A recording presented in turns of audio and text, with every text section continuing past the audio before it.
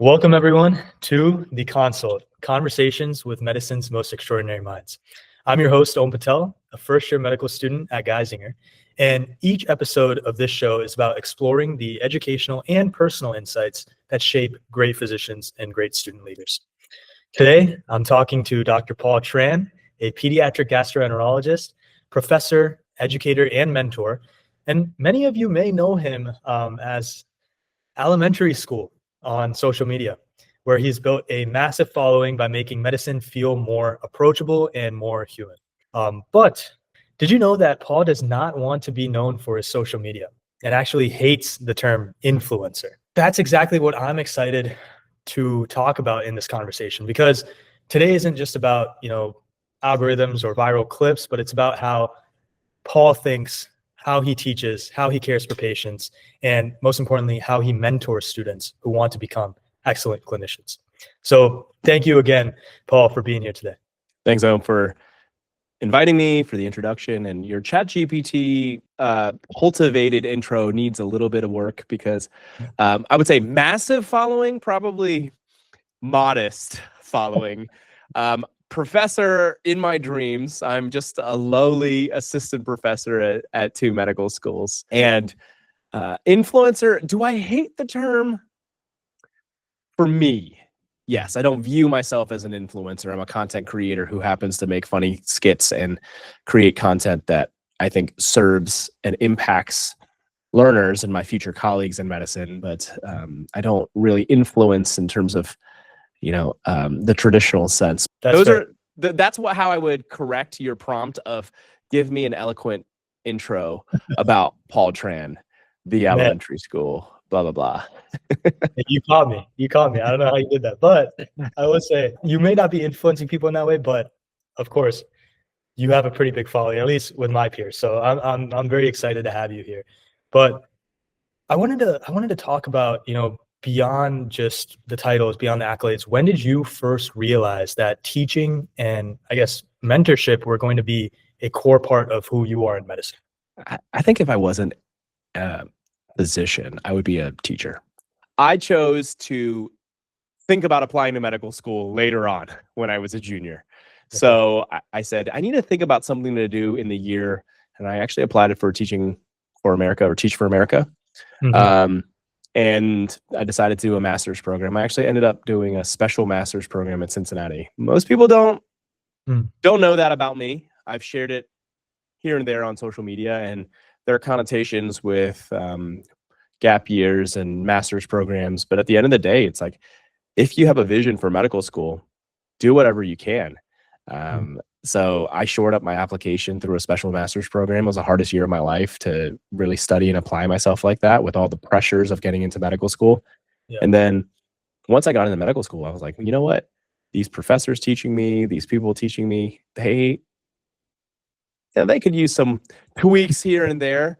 I love the essence of what they do. And I was inspired to pour into the next generation really early on. I think as a first-year medical student through fourth year, I was on my med school's admissions committee. I was a prospective student representative, and we affectionately called ourselves Pro Studs, where we did interview days, we did tours, we did lunches. I was on my med school's admissions committee. I was an executive committee member, and getting involved in that process, it really made me realize I like being there for people who are just one step behind me, just two steps behind me. Wherever they are behind me, I want to help make the path forward a little bit easier. So it started early. Yeah, no, that's amazing. And I think I do the similar thing where I do, the MMIs. It's funny, this morning I had a tour. I gave prospective students a tour of the medical school. So I might start using that term. You're a pro stud. We had it on our backs. We got T-shirts that said Pro Stud, and somehow the school didn't shut us down until like 2 years into like using the term and having it on our T-shirts. So that's hilarious. Hilarious. I started doing it. But one thing you touched upon, Paul, is obviously you started a social media account, and what do you think were the main factors that fueled your passion for creating that account and now mentoring and kind of being so relatable to millions of students across the country? Well, that's very kind of you. it was always about students for me. It was Mhm. always about learners.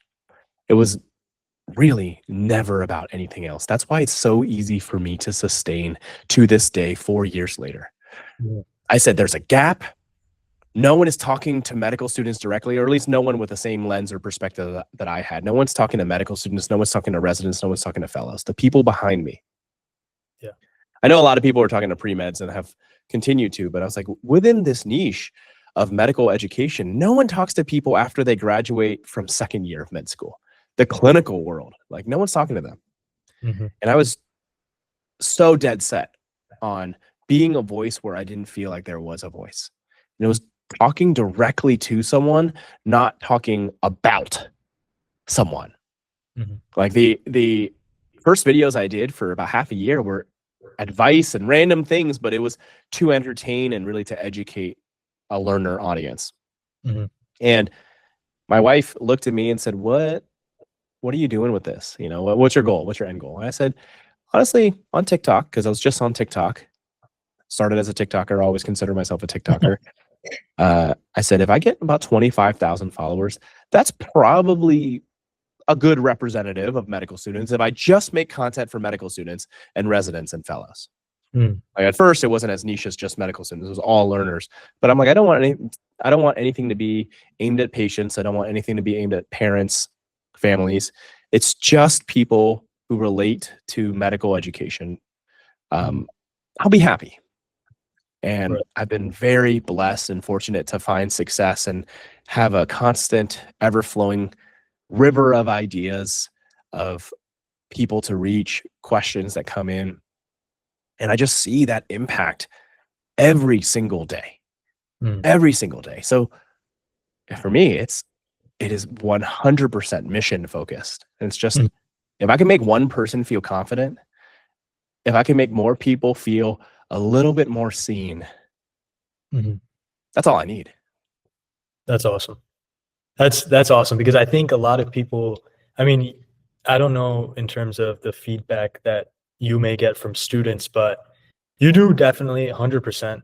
I mean, I'm not even trying to flatter you, but I think you do make the clinical world seem very familiar almost and very authentic in the sense that I think many people, including me, we're so far out from the, clerkship days, like when we go into the clinic, but there's still a sense of like unfamiliarity, no matter how much your school throws at you in terms of, hey, you're going to go to this rotation for 6 weeks at this place.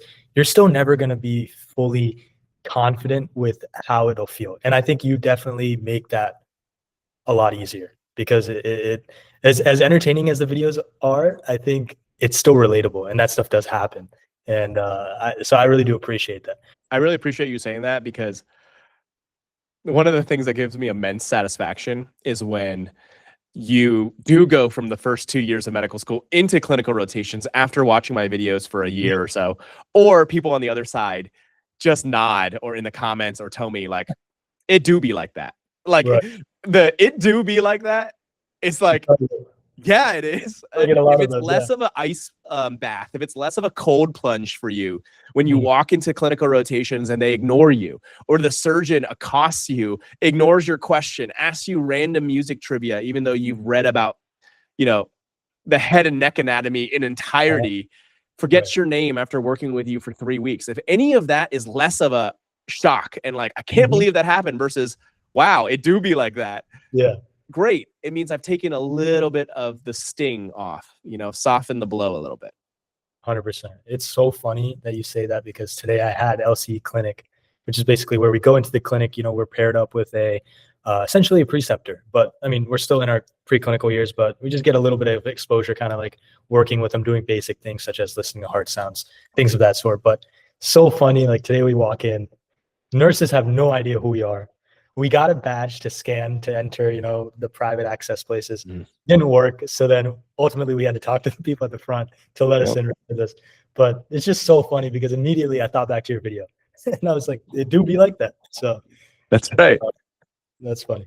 But Paul, I will say, since you have such a personality, I will say on social media, a lot of people forget that you're not just on social media, you are a clinician. And I know from some past conversations that we had, I know one thing, and it's evident to me from our conversations, that you pride yourself on being a good clinician with amazing bedside manner. And that's what it is at the end of the day. That's first priority, to our patients. If you had to essentially describe your secret sauce as a clinician, what would it be? It means a lot to me that you asked that, to be honest. I don't talk about that outside of medical student events, outside of mentorship, outside of the real life interactions that I have. I don't talk about that on social media. I don't talk about that when people see me as the creator. I'm the clinician first. Yeah. The secret sauce for me, it is exactly the same as social media. Mm. That's the interesting thing. Interesting. Okay. It is meeting people where they are.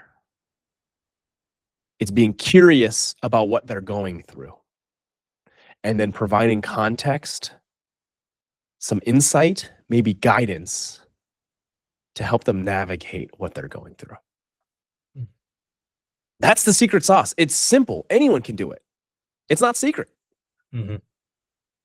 I'll give you an example. The patients that I see as a pediatric GI hospitalist, I am in the hospital only. I take call. When you're in the hospital, you are not well in any state, obviously physically, but emotionally, mentally. Going into the hospital is a stress in and of itself. Parents are taking off work to be there. If you have siblings, you're taking care of siblings and picking them up from school and taking them all their usual activities while siblings in the hospital and trying to navigate childcare. You are spending nights sleeping on a couch that's horribly uncomfortable, but you're not going anywhere because of your child. Things get put on hold when a child especially gets hospitalized. So emotions are at their peak. Anxiety, frustration, sadness, everything's at a peak. And usually when I see patients, they're not thrilled to be there. And just having the patience, I would say, to sit down. Number one, sit down. Mm-hmm. Number two, slow down. And number three, to shut up. And just let a patient speak without interruption. That is the secret that should not be a secret to anyone who's been in their first clinical skill session of medical school, right? Like any standardized patient session, you're like, introduce yourself, confirm name, date of birth, whatever, sit down, ask an open-ended question and listen to the answer.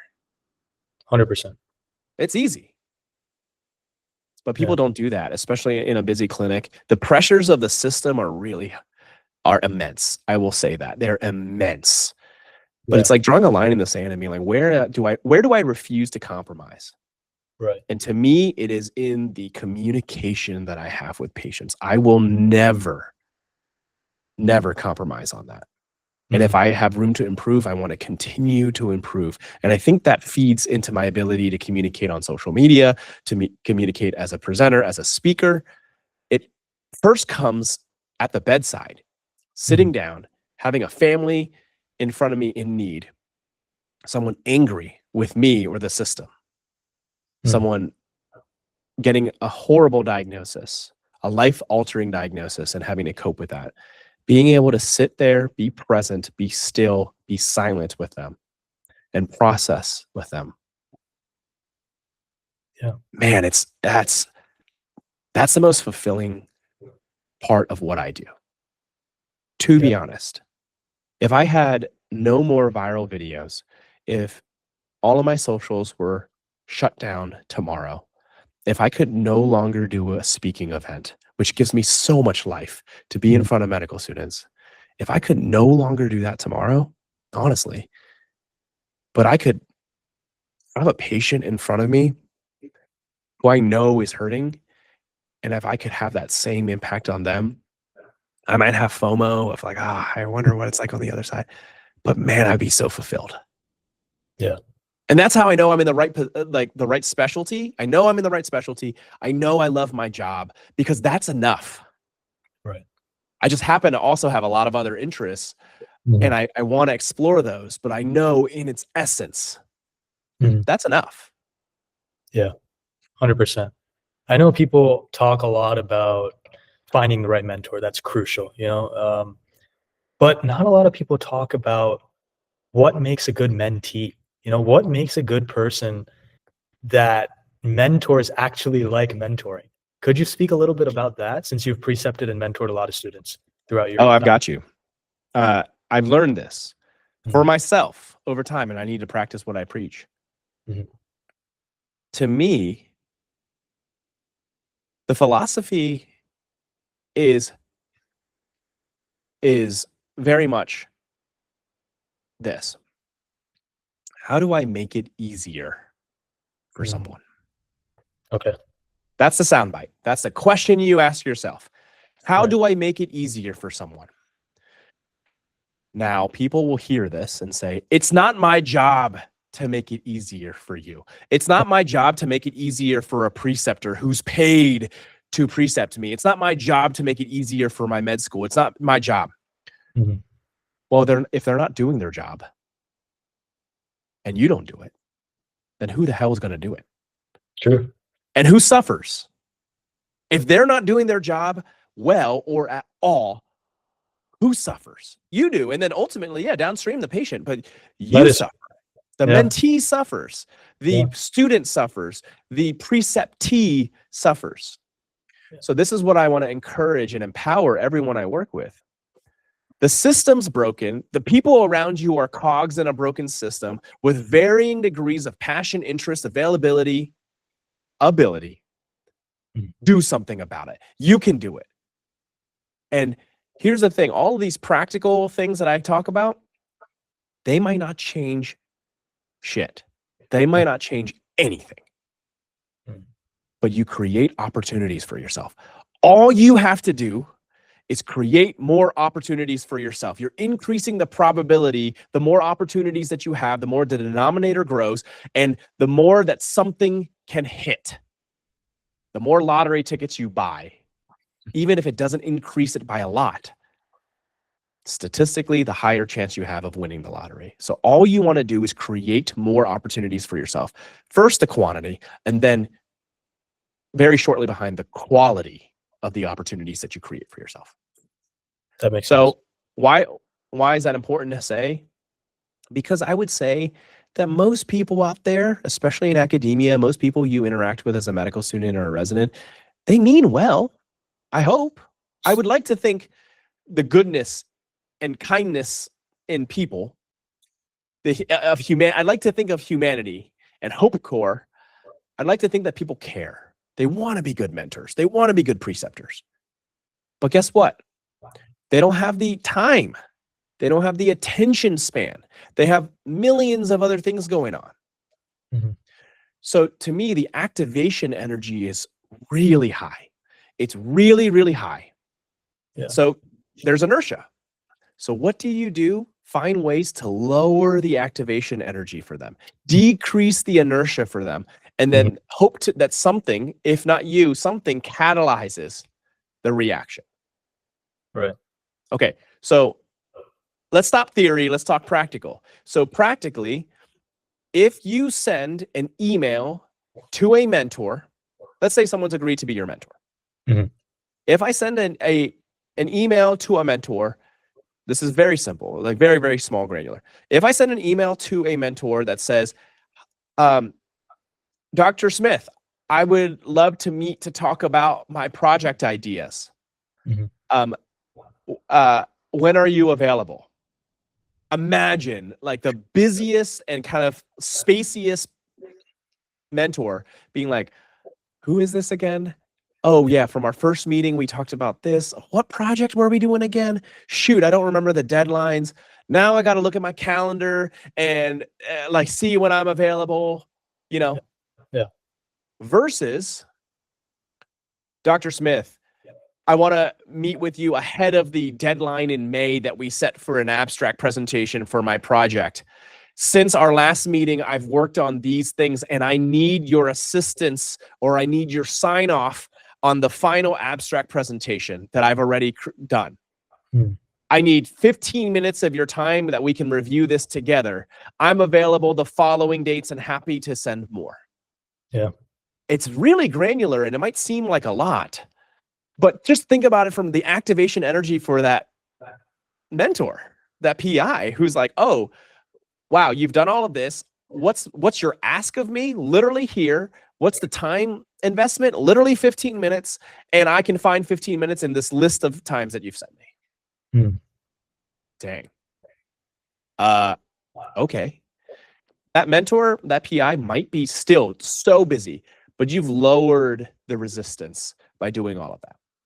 I think if there were two people, one who sent, that email, the second email that you were talking about versus one who sent the first, even if they have 5 minutes, I think they're definitely going to have a conversation with that second student. So that is a very good insight. I appreciate that because that kind of lays it out in a step-by-step format. I think that's one of the biggest uncertainties people have is, how do I even get a mentor? Like, is this something that I just email somebody and ask, oh, will you be my mentor? Or is this like a long-term relationship that you build? First you ask if, can I shadow you? And then there you see, like, is this somebody that you get along with? Do they like you? And then kind of go from there. So I think you talking about that email format, that kind of hints at the idea, for me at least, that it's more of a longitudinal relationship type thing. Is that correct? Am I saying? I would say the best mentorship relationships are longitudinal, but Okay. I went to step 2. What Mm. do you do when you already have a mentor? How do you find a mentor? Here's some practical ways to approach that. Mm. Think about the person and professional that you want to be. I base a lot of this off of James Clear's Atomic Habits, which is a book not about habits, but about identity. And he's essentially like, your habits are a reflection of the identity that you want to assume or the identity that you already kind of hold yourself to be. You think about, I want to be a marathon runner. What are the things that a marathon runner does? Well, a marathon runner probably doesn't eat junk food all day. A marathon runner probably runs consistently. A marathon runner probably runs marathons consistently to train. It's probably not running their first marathon on the race day. That kind of deal. So if you think about the type of physician, professional you want to be, I want to be a translational researcher who takes things from the bench to the bedside and applies it to patients who are not only in research studies, but also patients that they see in practice. Think about that idea, then find people who are doing that.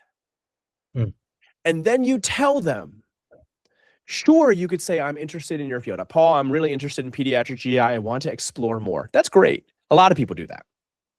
One step further, Paul, I would love to learn more about pediatric gastroenterology, which I don't really have a lot of exposure to, but I'm drawn to the fact that you are a clinician, educator, and innovator in this, creator in this. You seem to do things differently.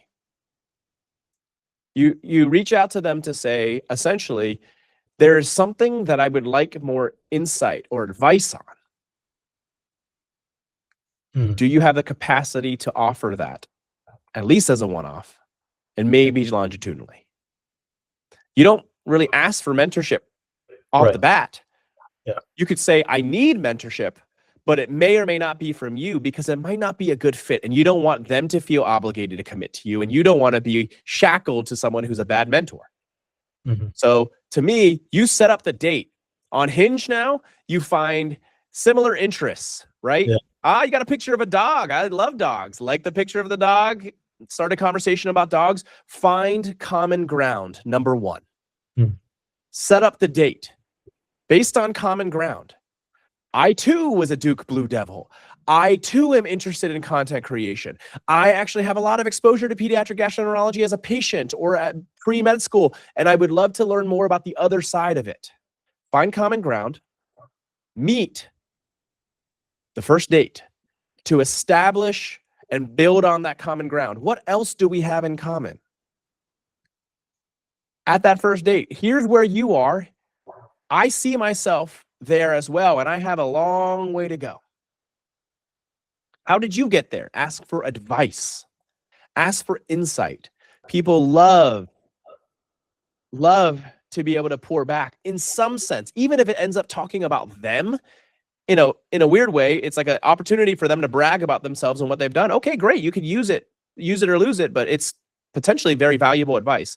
And it might not be longitudinal, but at least that session, soak up advice, soak up insight. If they offer a lot and they seem interested in doing it, if they seem like they are investing in you, hey, this first date is, we have common ground. We seem like we might be compatible. Mm. Let's set up another date. Right. So I liken all of this to dating. Why? Because it's a relationship. A mentoring relationship is a relationship. You want to see if you're compatible. You want to see if you have similar goals, interests, whatever. In a dating relationship, in a mentoring relationship, like, are you interested in mentoring? Are you interested in giving this longitudinally? You kind of have to feel that out. You could also ask them directly. Yeah. But you set up a second follow-up. Oh, Dr. Smith, I really appreciated the insight you gave. Would you be interested in setting up a follow-up meeting? Or if you really hit it off, I feel like I've gained a lot from you. Are you available and interested in a longitudinal mentoring relationship? Would you be interested and available to be a formal mentor to me longitudinally? You ask them directly like that. Yeah. It's like, will you be my girlfriend? Like you ask them,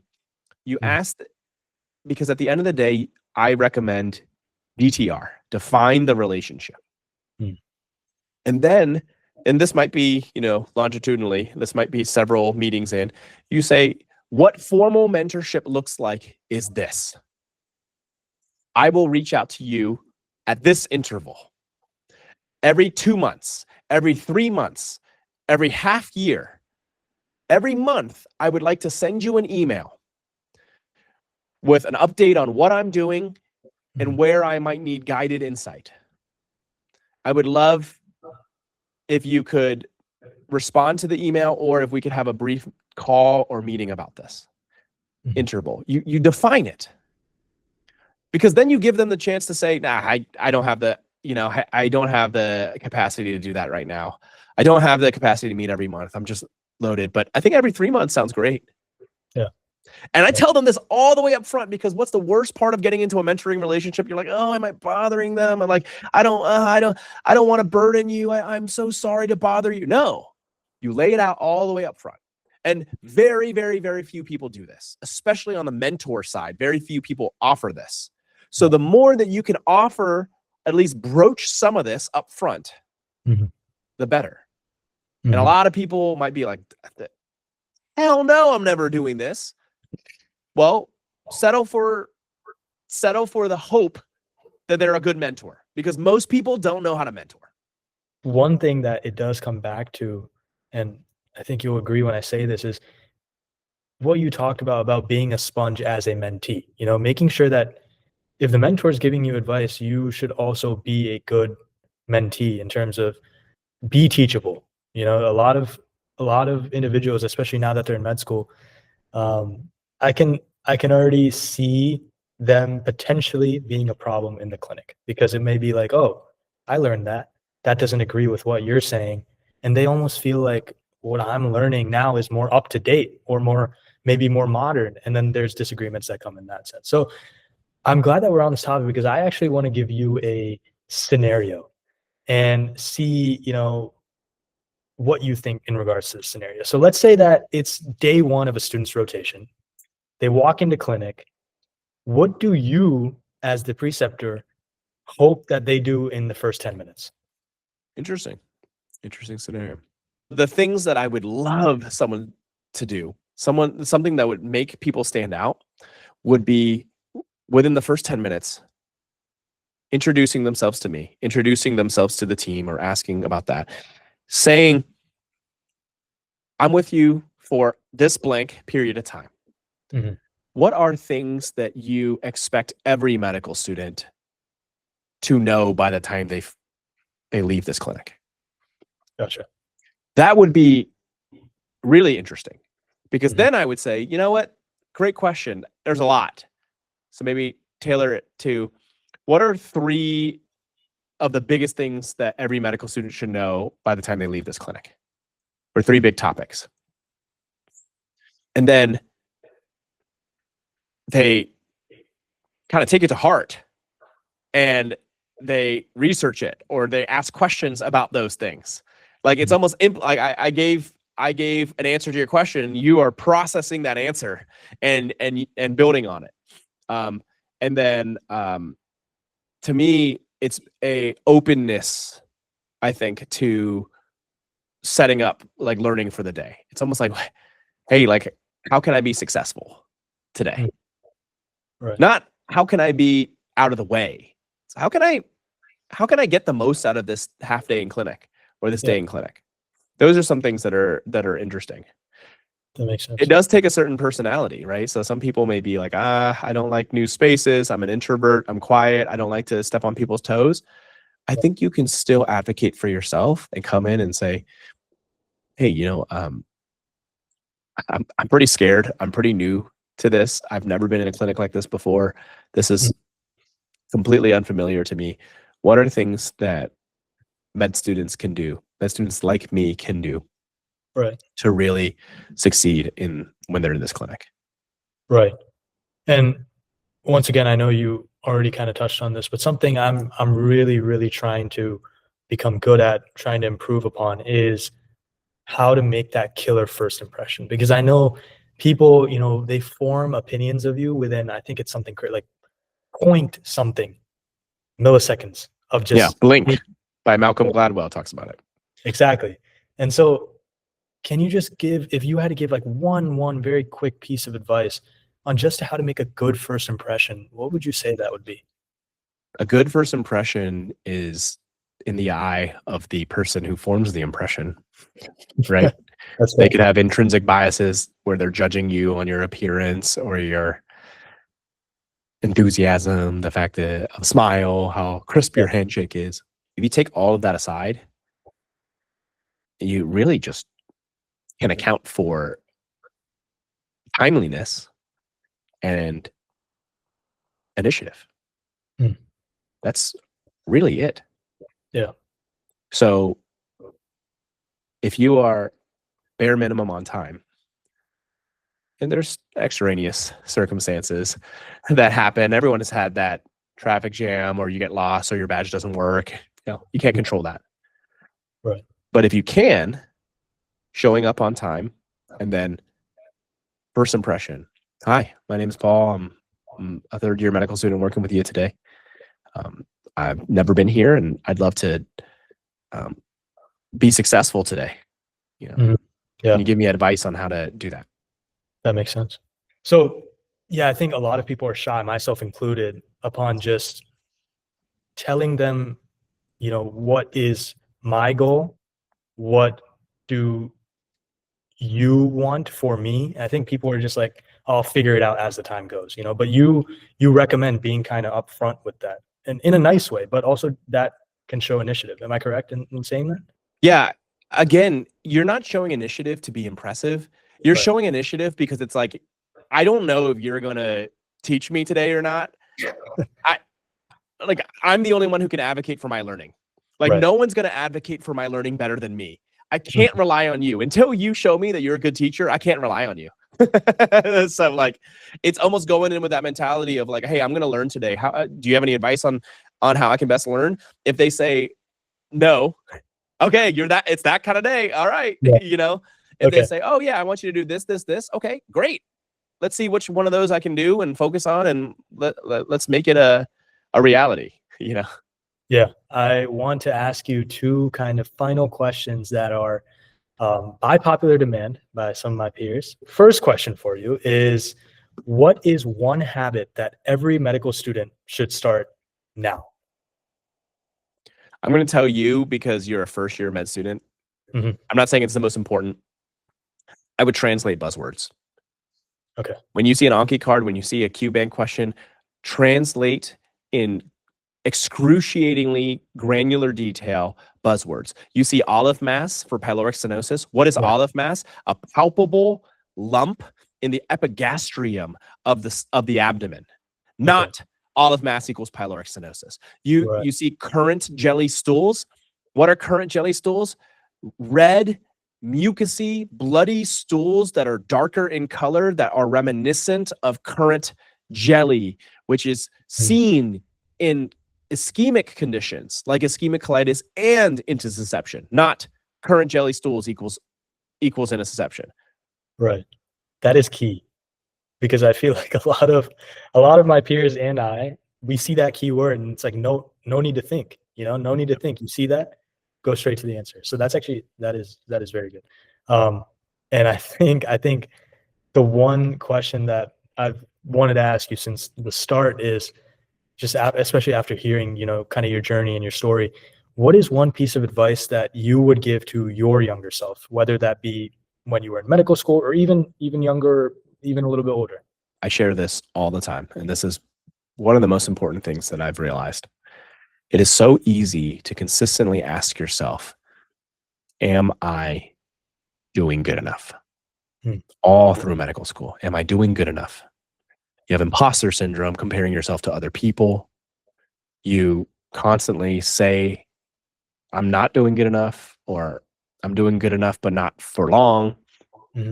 You're measuring yourself against other people. And then you might shift into, am I doing good enough to get where I want to be? And you focus on achievements. You focus on how to get better, get past on step one. You focus on how to be impressive on clinical rotations. Am I doing good enough to get honors? Am I doing good enough to smash and 270 plus? Step two, am I doing good enough to get into the residency programs I want? Am I doing good enough during this interview to impress the interviewer? Right. And it becomes very self-focused. And in a selfless world, in a selfless mission of going to medical school to help other people, to serve other people, you start just thinking about yourself. And that's not a fault of yours. That's just a system that we have. So my piece of advice to myself would be, the sooner you can stop asking yourself, am I doing good enough? And start asking yourself, am I doing enough good? It flips and it becomes from self-focused to others focused. It becomes achievement oriented to service oriented. And it becomes intrinsically something that sustains you throughout the rest of medical school training. And it's easy to apply to patients. Am I doing enough good for my patients? But am I doing enough good for my peers around me? Am I doing enough good for the people who come behind me, changing the system for the better? Am I doing enough good for my community? Am I doing enough good for humanity? You can think about it like that in volunteering. You can think about it like that in the service positions that you might hold. Yeah. You can just think about it as simply as a first-year medical student showing up and studying hard for exams and working hard to better yourself. You're doing just enough good. You're doing more than enough good by entering the field to be a physician. It's just as you go further and further, you might get away from that. So having that mindset is a piece of advice I would just tell myself every single day. Wow. That was very, very well said. Thank you for that. Of course. With that being said, Paul, thank you again so much for this conversation. Truly, I think what makes this conversation and you special in general is that you exist across multiple domains, as we talked about today. Not only a clinician, but educator, mentor, and just someone, I think, who truly puts the person in front of them, no matter what context they're in, first. So thank you again for being here today.